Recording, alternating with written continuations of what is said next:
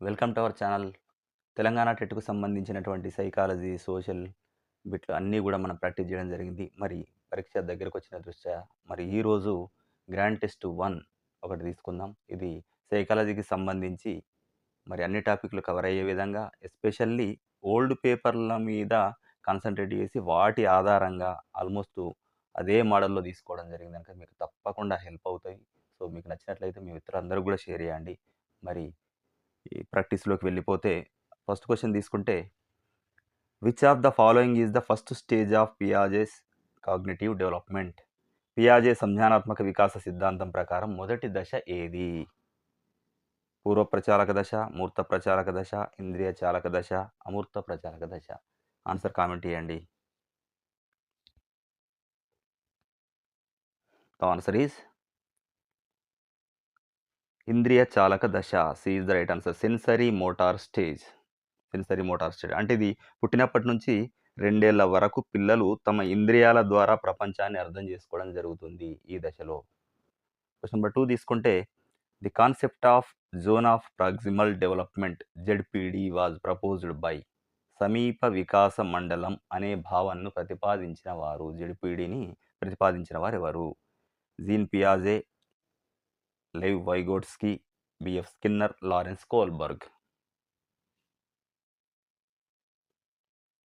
So the answer is Vygotsky.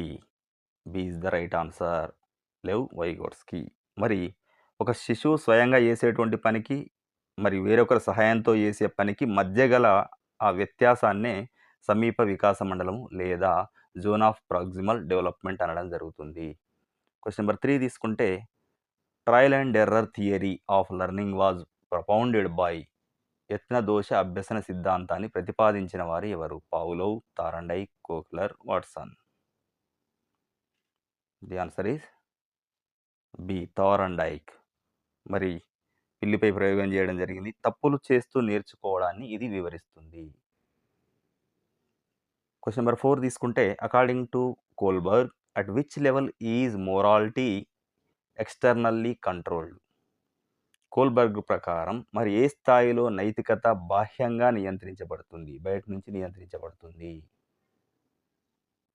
So, answer comment చేయండి. So, psychology ఈ grand టెస్ట్‌లే గాకుండా సైకాలజీలోని ప్రతి టాపిక్ పైన మనం వీడియో చేయడం జరిగింది. సో, తప్పకుండా వాటిని ఆహ్, ఫాలో కండి. మీకు ఎగ్జామ్‌లో చాలా ఉపయోగపడతాయి. మీ మిత్రులందరికి గూడా షేర్ చేయండి. లైక్ చేయడం మర్చిపోవద్దు. ఎందుకంటే చాలా మందికి రీచ్ అవుతుంది video.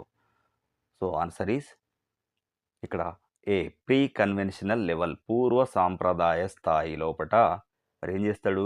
At this level morality externally controlled. బయట నుంచి మరి కంట్రోల్ చేయబడుతుంది అనడం జరుగుతుంది. అంటే ఈ దశలోపల పిల్లలు శిక్షకు భయపడి లేదా బహుమతి కోసం మాత్రమే నియమాలు పాటిస్తారు. అయితే శిక్షిస్తారన్న భయంతోటో, లేకపోతే బహుమతులు ఇస్తారన్న ఆశతోటో మాత్రమే రూల్స్ అనేవి ఫాలో అవుతారు. క్వెషన్ నంబర్ 5 తీసుకుంటే, ఇంటెలిజెన్స్ కోషెంట్ ఫార్ములా ఈజ్ ప్రజ్ఞాలబ్ధి సూత్రం. ఎంఏ/సీఏ బై 100 ఇది. CA MA into 100 sorry. MA CA into 100 times అన్న చోట ఇంటూ తీసుకోండి. MA CA into 100, CA MA into 100, MA into CA, CA into MA. So, the answer is A. MA CA into 100 is the right answer. అంటే MA అంటే mental age మానసిక వయస్సు. దీన్ని chronological age శారీరక వయస్సుతోటి భాగించి into 100 తోటి గుణిస్తే మరి ఐక్యూ వస్తుంది. ప్రజ్ఞాలబ్ధి వస్తుంది. క్వెషన్ నంబర్ 6 తీసుకుంటే, క్రియేటివ్ చిల్డ్రన్ ఆర్ జనరల్లీ. సృజనాత్మక కలిగినటువంటి పిల్లలు సాధారణంగా మరెలా ఉంటారు? సమైక్య ఆలోచనాపరులు, విభిన్న ఆలోచనాపరులు, అంతర్ముఖులు, నెమ్మదిగా నేర్చుకునేవారు. సో, ఇంగ్లీష్ మీడియంకి సంబంధించి ఆప్షన్లు చూసుకోండి. మనకి ఎక్కువ టైం తీసుకుంటది అనేటువంటి ఉద్దేశంతోటి ప్రతి దాన్ని చదవట్లేదు. So, answer is divergent thinking. B is the right answer. విభిన్న ఆలోచనాపరులు. జనరల్‌గా ఒక సమస్యకు అనేక రకాలైనటువంటి పరిష్కారాన్ని ఆలోచించినప్పుడే క్రియేటివిటీ అనేది ఉత్పన్నమవుతుంది గనక విభిన్న ఆలోచన పరులు మాత్రమే చేయగలుగుతారు. Divergent thinkers are creators. They have the creativity. Seventh question, learning by doing is the main principle of. మరి కృత్యం ద్వారా అభ్యసనం చేయడం ద్వారా నేర్చుకోవడం అనేది దేని ప్రధాన సూత్రం? ఉపాధ్యాయ కేంద్రీకృత విద్య, లేదా విషయ కేంద్రిత విద్య, శిశు కేంద్రిత విద్య, పాఠ్యపుస్తక కేంద్రిత విద్య? ఆన్సర్ కామెంట్ చేయండి. మనం చేస్తున్నటువంటి అన్ని ప్రాక్టీస్ బిట్లకు సంబంధించినటువంటి పీడిఎఫ్లు మరి వాట్సాప్ ఛానల్లో, మన వాట్సాప్ గ్రూప్లో ఉంచబడతాయి కనుక ఈ కామెంట్ సెషన్లో నేను పిన్ చేస్తాను వాట్సాప్ లింకు. సో దానిలో జాయిన్ కండి, మీకు తప్పకుండా ఉపయోగపడుతుంది. సో ద ఆన్సర్ ఈస్ శిశు కేంద్రిత విద్య. ఇక్కడ ఏంటిది? శిశు కేంద్రిత విద్య. C the child centered education లోపట మనం లెర్నింగ్ బై డూయింగ్ చేయడం ద్వారా నేర్చుకోవడం అనేది జరుగుతుంది. అంటే విద్యార్థి అవసరాలు, ఆసక్తుల ఆధారంగా ఇక్కడ బోధన జరుగుతుంది. డీప్ ఎక్స్ప్లెనేషన్ ఇవ్వడం లేదు, ఎందుకంటే మనకు అన్ని టాపిక్ల పైన మనం ఇప్పటికే మన ప్రాక్టీస్ బిట్లు చేయడం జరిగింది. సో ఎగ్జామ్కు మరి దగ్గరలో ఉన్నాం కనుక మరి క్విక్ రివిజన్గా వెళ్ళిపోదాం. చింపాంజీపై, సుల్తాన్ అనేటువంటి చింపాంజీపై అంతర్దృష్టి అభ్యసన ప్రయోగాలు చేసిన వారు ఎవరు? Insightful learning was experimented on a chimpanzee named Sultan. Koffka, Wertheimer, Kohler, Skinner? The answer is Kohler. C is the right answer, Kohler. మరి ఏం చేసిండు ఆయనే? హఠాత్తుగా సమస్యకు పరిష్కారం తట్టడం అనేది ఈ అంతర్దృష్టి అభ్యసనంలో అతి ముఖ్యమైనది. సుల్తాన్ అనేటువంటి చింపాంజీపై ఈయన ప్రయోగాలు చేయడం జరిగింది. The father of behaviourism is. ప్రవర్తనవాద పితామహుడు అని ఎవరిని అంటారు? JB Watson, Sigmund Freud, Erik Erikson, Carl Rogers? The answer is A, JB Watson. మరి మనిషి ప్రవర్తనను పరిశీలించడం ద్వారా మాత్రమే అభ్యసనాన్ని అర్థం చేసుకోవచ్చు అని ఈయన చెప్పడం జరిగింది. క్వశ్చన్ నెంబర్ 10 తీసుకుంటే, డిస్లెక్సియా ఈజ్ అసోసియేటెడ్ విత్. మరి మానసిక రుగ్మత, గణిత సంబంధిత లోపం, పఠన సంబంధిత లోపం, ప్రవర్తనా లోపం?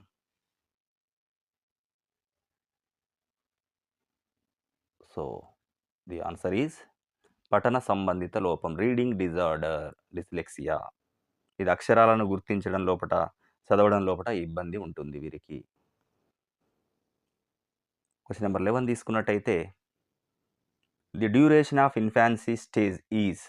Duration of infancy stage is, శైశవ దశ కాలం ఏంటి? 0 to 2 years, 2 to 6 years, 6 to 12 years, 12 to 18 years? Answer comment చేయండి.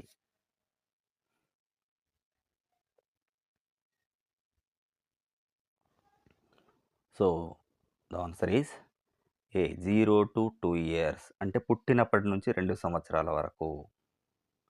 క్వశ్చన్ నెంబర్ 12 తీసుకుంటే, who developed the multiple intelligence theory? Multiple intelligence theory అంటే బహుళ ప్రజ్ఞా సిద్ధాంతం. మరి దీన్ని ఎవరు అభివృద్ధి చేయడం జరిగింది? Alfred Binet, Howard Gardner, Charles Spearman, Robert Sternberg? So the answer is B, Howard Gardner. ఇక్కడ మరి ఇక్కడ ఈయన ఏం చెప్పడం జరిగిందంటే, ప్రజ్ఞ అనేది ఒక్కటే కాదు, అది 8 రకాలుగా ఉంటుంది అని గార్డెనర్ చెప్పడం జరిగింది. అందుకే బహుళ ప్రజ్ఞ అంటున్నాం ఇక్కడ, బహుళ ప్రజ్ఞ సిద్ధాంతం అంటున్నాం. 8 రకాలు ఉంటుందని చెప్పడం జరిగింది. సో నెక్స్ట్ క్వశ్చన్ 13 తీసుకుంటే, right to education act RTE came in to force in India on. భారతదేశంలో విద్యా హక్కు చట్టం ఎప్పటి నుంచి అమల్లోకి వచ్చింది? 1 April 2009, 1 April 2010, 15 August 2009, 26 January 2010? So the answer is April 1, 2010 నుంచి అమల్లోకి రావడం జరిగింది. 2009లో చట్టం చేస్తే అమల్లోకి April 1, 2010లో రావడం జరిగింది. క్వశ్చన్ నెంబర్ 14 తీసుకుంటే, a teacher uses audio visual AIDS and physical activities in teaching because. ఉపాధ్యాయుడు బోధన లోపల దృశ్య శ్రవణ పరికరాలను ఉపయోగించడానికి కారణము. Is using audio visual AIDS in the teaching. And physical activities also. So, ఉపాధ్యాయుడికి విశ్రాంతినిస్తాయి, అంచనాకు తోడ్పడతాయి, గరిష్ట ఇంద్రియాలను ఉపయోగిస్తాయి. అంటే యుటిలైజ్ మాక్సిమం సెన్సెస్ మరియు దృష్టిని మళ్లిస్తాయి. ఆన్సర్ కామెంట్ చేయండి.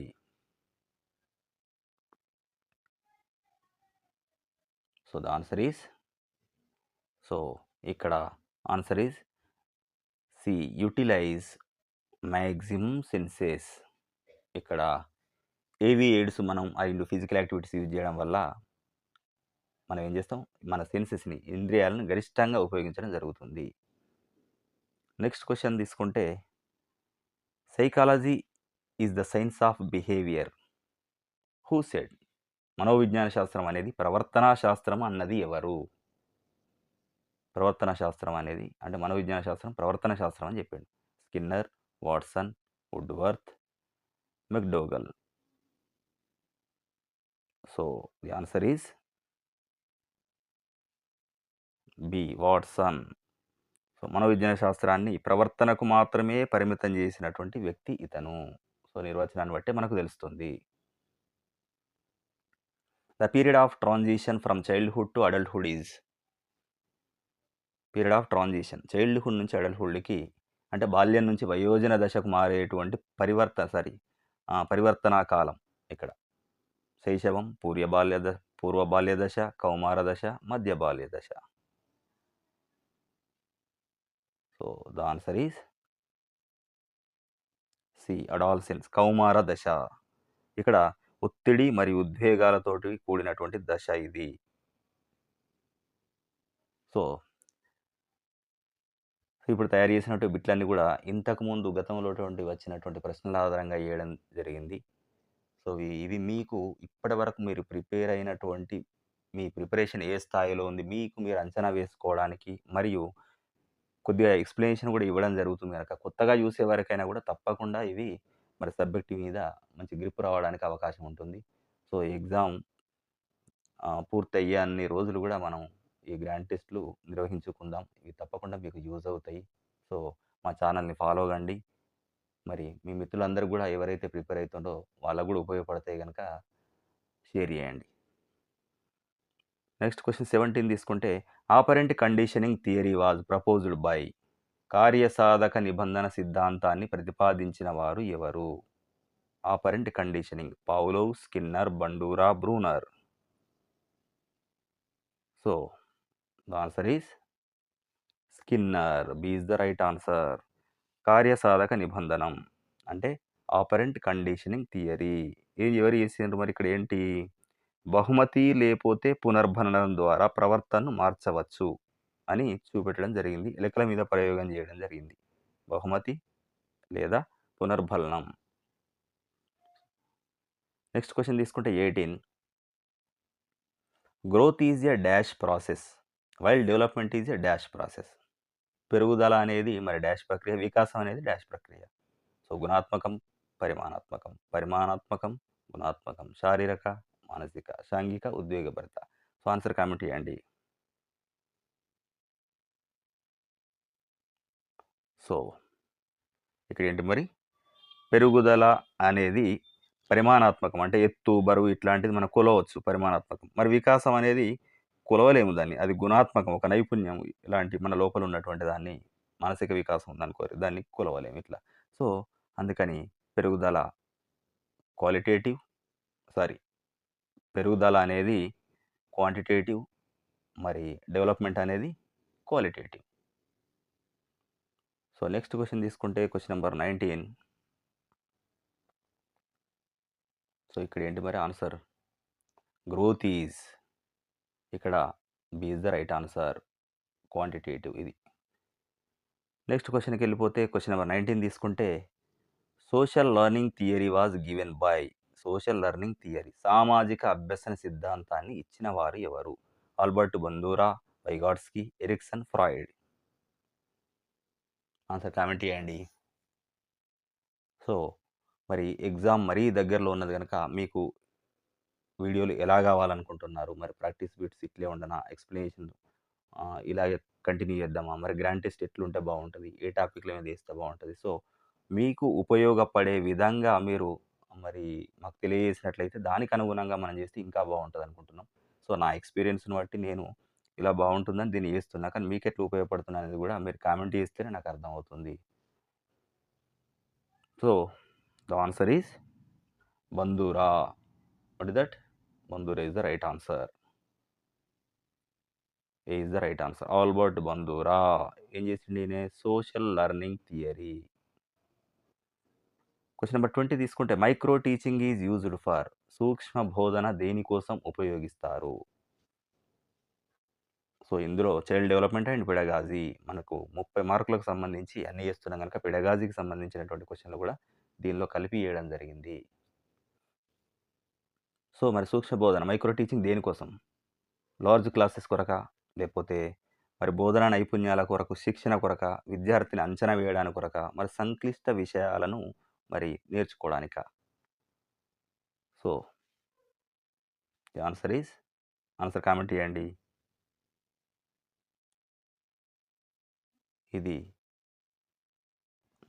So, the answer is B. Training teaching skills. అంటే ఇక్కడ ఏం జరుగుతుందంటే ఉపాధ్యాయుల లోపట బోధనా నైపుణ్యాలను అంటే స్కిల్స్‌ని మనం డెవలప్ చేయడానికి కొరకు చేసేటువంటి ఇది షార్ట్ టర్మ్ శిక్షణ. స్వల్పకాలిక శిక్షణ.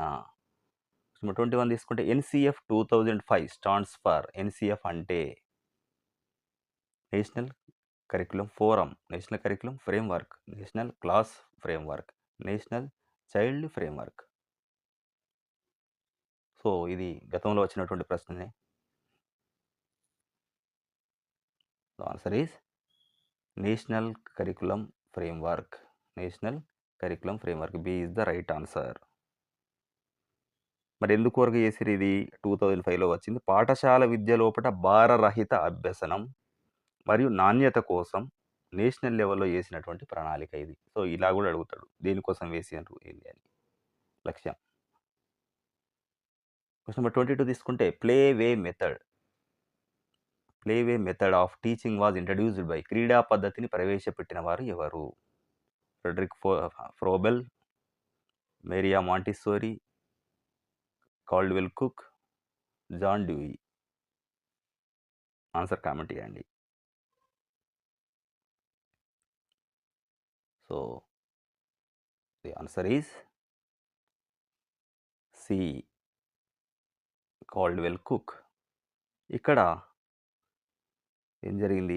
ఈయనే ఆటల ద్వారా విద్యను బోధించడం వల్ల పిల్లలకు సులభంగా అర్థమవుతుంది అని మరి దీన్ని ప్రవేశపెట్టడం జరిగింది.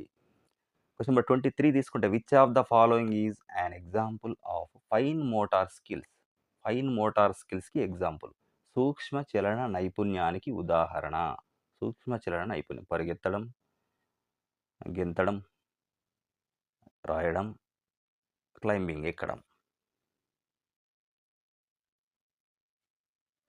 సో, ది ఆన్సర్ ఈస్ సూక్ష్మ అంటుండే గనక C is the right answer.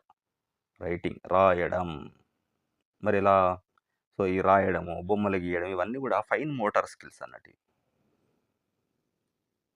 Question number 24 తీసుకుంటే the term mental age was first introduced by. మానసిక వయస్సు అనే పదాన్ని పరిచయం చేసిన వారు ఎవరు? Terman, Stern, బినే, Galton. Answer comment చేయండి. సో, మొదటి ప్రజ్ఞా పరీక్షను రూపొందించినటువంటి వ్యక్తి గూడా ఇతను. మరి ఎవరు? Seize బినే. Alfred బినే. Mental ఏజ్‌ని first introduce చేసిండు అనే పదాన్ని. మెంటల్ ఏజ్ అనేటువంటి పదాన్ని. క్వెషన్ నంబర్ 25 తీసుకుంటే పనిష్మెంట్ ఈజ్ ఏ. పనిష్మెంట్ అంటే మరి శిక్ష అనేది ఒక positive reinforcement, reinforcer, negative reinforcer, not a reinforcer, none of the above.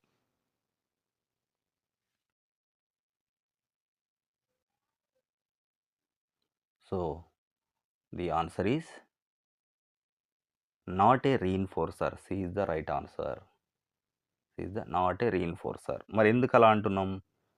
Punishment అనేది అభ్యసనాన్ని పెంచదు. కేవలం ప్రవర్తనను ఆపుతుంది కాబట్టి ఇది పునర్బలనం గాదు. రీఇన్ఫోర్స్‌మెంట్ కాదు. Who is the father of project method. ప్రకల్పన పద్ధతి పితామహుడు ఎవరు? Who is the father of project method. ప్రకల్పన పద్ధతి పితామహుడు. Kilpatrick, Rousseau, Pestalozzi, Plato. So the answer is John Dewey. Sorry, ఇక్కడ ఎవరు? జాన్ డూయి శిష్యుడైనటువంటి కిల్ ప్యాట్రిక్ దీన్ని ప్రాచుర్యంలోకి తేవడం జరిగింది. ప్రాజెక్ట్ మెథడ్ని ప్రాచుర్యంలోకి ఎవరు తీసుకొచ్చారంటే కిల్ ప్యాట్రిక్. ఎవరి శిష్యుడేనే? జాన్ డూయి యొక్క శిష్యుడు. క్వశ్చన్ నెంబర్ 27 తీసుకుంటే dyscalculia is a disability related to. Dyscalculia అనేది దేనికి సంబంధించింది? భాష, సామాజిక నైపుణ్యాలు, గణిత గణనలు, సూక్ష్మచలన నైపుణ్యాలు. So the answer is C, mathematical క్యాలిక్యులేషన్కు సంబంధించినటువంటి ఇబ్బంది. లెక్కలు చేయడం లోపల, సంఖ్యలను గుర్తించడం లోపల ఇలాంటి లోపాలు. 28 తీసుకుంటే hierarchical theory of needs was proposed by. అవసరాల అనుక్రమణిక సిద్ధాంతం ఎవరు మరి? దీన్ని ప్రతిపాదించింది ఎవరు? అవసరాల అనుక్రమణిక సిద్ధాంతం. Maslow, McClelland, Murray, Atkinson. So answer comment చేయండి. The answer is A, Maslow. Maslow ఈ అవసరాల అనుక్రమణిక సిద్ధాంతాన్ని ప్రతిపాదించడం జరిగింది. దీని ప్రకారం ఆహారం నుంచి ఆత్మ సాఫల్యం వరకు, అంటే సెల్ఫ్ యాక్చువలైజేషన్ వరకు ఫుడ్ నుంచి 5 స్థాయిలు ఉంటాయని చెప్పడం జరిగింది. క్వశ్చన్ నెంబర్ 29 తీసుకుంటే the most intensive and crucial socialisation takes place. The most intensive and crucial socialisation, అత్యంత కీలకమైనటువంటి సాంఘికీకరణ ఎప్పుడు జరుగుతుంది మరి? జీవితాంతం, కౌమార దశలో, పూర్వబాల్య దశలో, వయోజన దశలో, ఏ దశలో జరుగుతుంది సాంఘికీకరణం? అత్యంత కీలకమైనటువంటిది. So the answer is B, during adolescence. కౌమార దశ లోపట ఇది జరుగుతుంది. ఎందుకంటే స్నేహితుల ప్రభావం, పీర్ గ్రూప్ ప్రభావం ఎక్కువ ఉండడం వల్ల ఇది అత్యంత కీలక సమయము ఫర్ సోషలైజేషన్. క్వశ్చన్ నెంబర్ 30 తీసుకుంటే heredity is considered a dash social structure. అనువంశికత ఒక డాష్ సామాజిక నిర్మాణం. ప్రాథమికమా, సెకండరీయా, గతిశీల లేదా స్థిర? So answer is the answer is C. Sorry, answer is D, static. స్థిరంగా ఉంటుంది. ఇది పుట్టుకతో వచ్చేది కాబట్టి మారదు. This is static. Heredity is static. 31 తీసుకుంటే the ink blot test of personality was developed by. సిరా మరకల పరీక్షను రూపొందించిన వారు ఎవరు? Murray, Rorschach, Allport, kettle.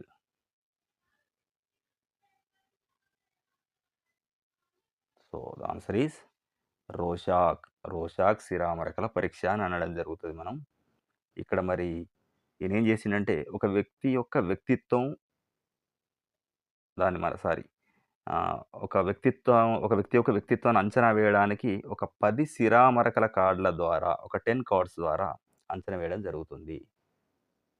32 తీసుకుంటే IQ of a gifted child is generally. IQ of a gifted child is generally అంటే ప్రతిభావంతులైనటువంటి పిల్లల ఐక్యూ ఎంత ఉంటుంది? నంబర్ అడుగుతుంది ఇక్కడ. 90 నుంచి 90 టు 110, అబోవ్ 140, 70 టు 80, బిలో 70.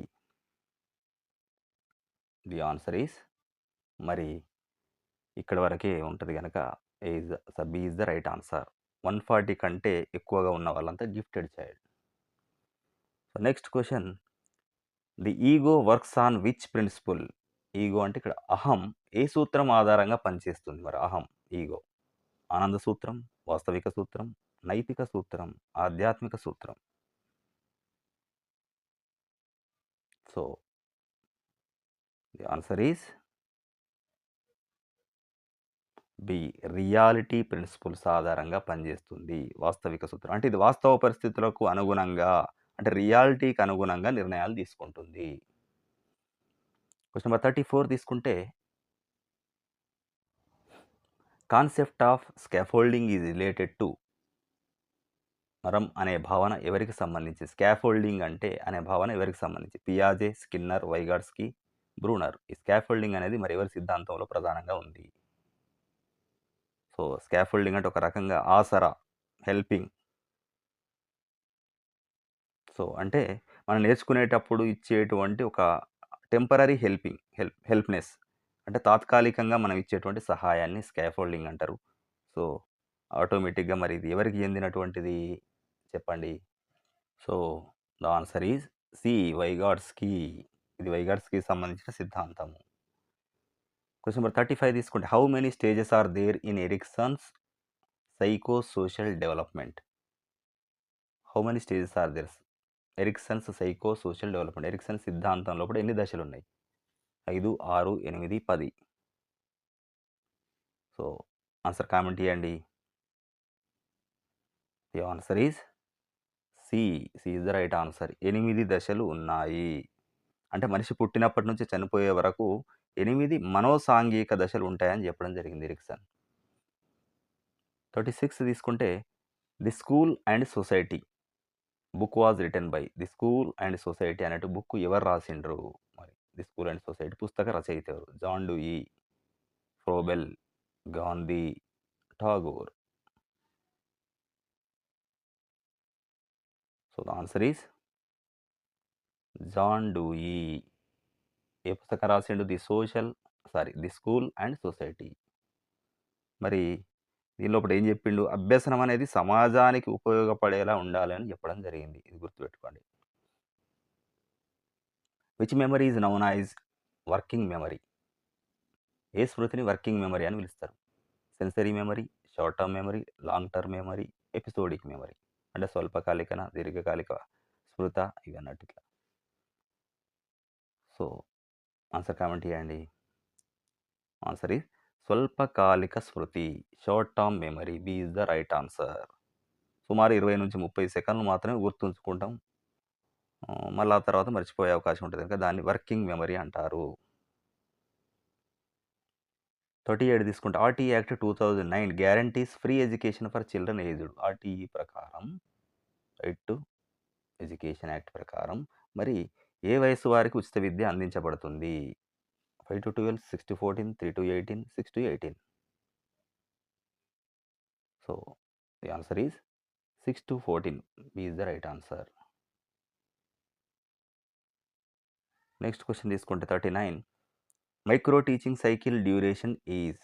సూక్ష్మ బోధన చక్రం కాల పరిమితి ఎంత? అంటే మైక్రో టీచింగ్ సైకిల్ ఆ డ్యూరేషన్ ఎంత ఉంటుంది మామూలుగా? 30 minutes, 36 minutes, 45 minutes, 60 minutes. So, ఇక్కడ బోధన, ఫీడ్‌బ్యాకు, మళ్ళీ తిరిగి ప్లాన్ చేయడం. అంటే బోధించడం, ఫీడ్‌బ్యాక్ తీసుకోవడం, మళ్ళీ తిరిగి ప్లాన్ చేసుకోవడం. దాన్ని బట్టి, ఫీడ్‌బ్యాక్‌ని బట్టి ఇదంతా కూడా ఓవరాల్‌గా మొత్తం 36 మినిట్స్ పడుతుంది. So, B is the right answer. Evaluation which is done during the teaching process. బోధన జరుగుతున్నప్పుడు చేసేటువంటి మూల్యాంకనం. Summative, formative, diagnostic, placement. The answer is B. Formative evaluation అంటున్నారు. అంటే నిర్మాణాత్మక మూల్యాంకనం అంటాం మనం. అంటే పాఠం చెబుతున్నప్పుడు లేదా టీచింగ్ చేస్తున్నప్పుడు విద్యార్థి ఎంతవరకు నేర్చుకున్నాడు అని తెలుసుకుంటూ దానికి అనుగుణంగా మార్చుకుంటూ వెళ్ళడానికి ఉపయోగపడుతుంది ఇది. 41 తీసుకుంటే individual differences are caused by. వ్యక్తిగత భేదాలకు కారణం అంటే వైయక్తిక భేదాలకు కారణం ఏమై ఉంటుంది? ఓన్లీ ఎన్విరాన్మెంట్ అనువంశికత మాత్రమేనా? సారీ, ఓన్లీ ఎన్విరాన్మెంట్ పరిసరాలు మాత్రమేనా? ఓన్లీ హెరిడిటీ అనువంశికత మాత్రమేనా? ఇంటరాక్షన్ ఆఫ్ బోత్ రెండా? లేదా ఎకనామిక్ స్టేటసా? So the answer is interaction of both.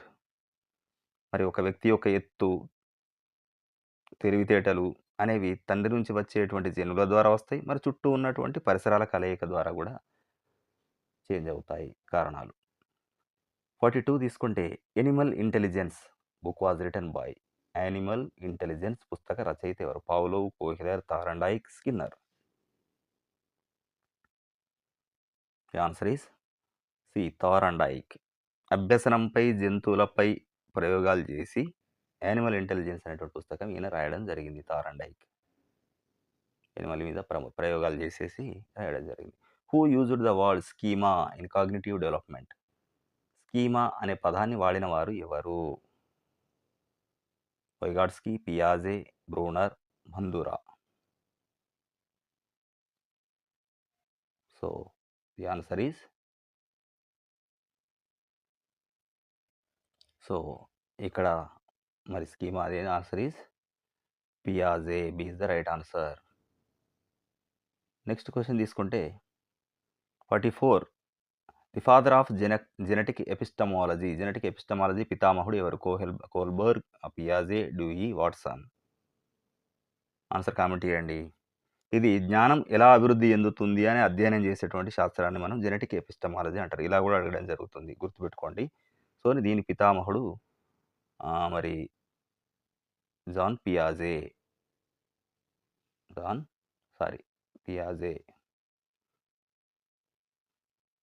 ఇంకా క్వశ్చన్ నెంబర్ 45 తీసుకుంటే creative thinking is also known as. సృజనాత్మక ఆలోచనను ఇలా కూడా పిలుస్తారు. Autistic thinking, directed thinking, divergent thinking, convergent thinking. The answer is C divergent thinking. ఇదే దీనికి పునాది, విభిన్న ఆలోచననే పునాది. A child who can perform all basic operations on numbers is at. So a child who can perform all basic operations on numbers is at. సంఖ్యలపై చతుర్విధ ప్రక్రియలు చేయగలిగేటువంటి శిశువు ఏ దశలో ఉంటాడు? సెన్సరీ మోటార్, ఇంద్రియచాలక దశ, ప్రీ ఆపరేషనల్ స్టేజ్, మరి కాంక్రీట్ ఆపరేషనల్, ఫార్మల్ ఆపరేషనల్. అంటే మూర్త ప్రచాలక దశన, అమృత ప్రచాలక దశన. So answer is 7 నుంచి 11 ఏళ్ల మధ్య ఉన్నటువంటి పిల్లలు జనరల్గా తార్కికంగా ఆలోచించడం, లెక్కలు చేయడం నేర్చుకుంటారు. అంటే 7 to 11 ఇయర్స్. మరి ఏది ఆలోచించండి. So the answer is concrete operational stage, మూర్త ప్రచాలక దశలో జరుగుతుంది. Defence mechanism where one blames others for their failure. Defence mechanism where one blames others for their failure. తమ వైఫల్యాలకు ఇతరులను నిందించడం మరి ఏ రక్షక తంత్రం? హేతుబద్ధీకరణ, ప్రక్షేపణం, తిరోగమనం, విస్థాపనం. The answer is B projection. అంటే మనం చేసిన తప్పును ఇతరులపై నెట్టివేయడం జరుగుతుంది. పెన్ను బాలేదు, అందుకే పరీక్ష సరిగా రాయలేదు అనడం.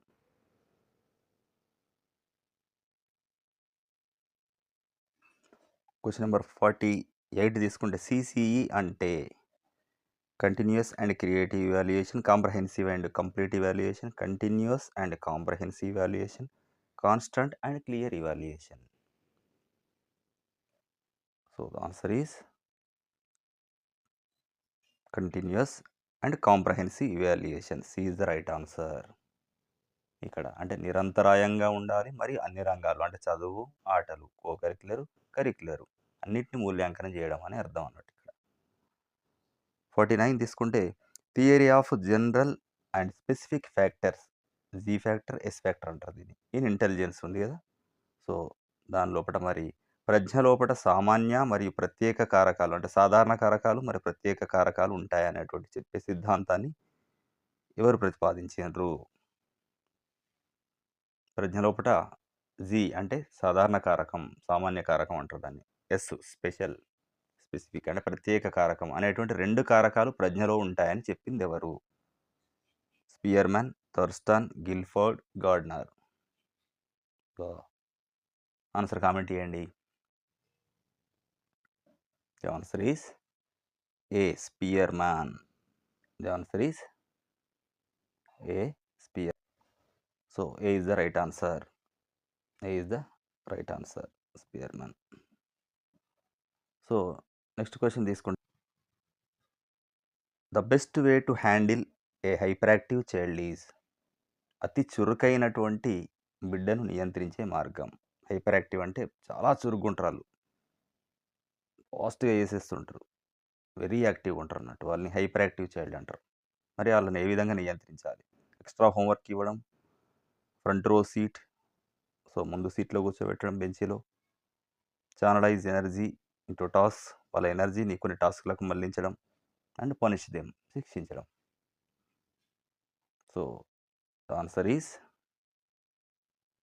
What is the answer? ఇక్కడ channelize their energy into task అంటే వారి లోపట ఉండేది ఏంటిది? అధిక శక్తి ఉంటది వాళ్ళకు. సో, మరి ఆ అత్యంత శక్తివంతులు గనక వాళ్ళ శక్తిని వేరే ఏదైనా పని లోపట నిమగ్నం జేయడం ద్వారా వాళ్ళను మళ్లించాలి. సో, ఇది మనకు ఈ సైకాలజీకి సంబంధించినటువంటి ప్రీవియస్ పేపర్‌లో వచ్చిన క్వెషన్‌లు కొన్ని, వాటిని ఆధారంగా తయారు చేసినటువంటి కొన్ని క్వెషన్‌లు, మరి అన్నీ ఓవరాల్‌గా అన్ని టాపిక్‌లు కవర్ అయ్యే విధంగా ఈ గ్రాండ్ టెస్ట్ తయారు చేయడం జరిగింది. సో, తప్పకుండా మీకు హెల్ప్ అవుతుందని నమ్ముతున్నాను. మీ మిత్రులందరికి గూడా షేర్ చేయండి. Thank you.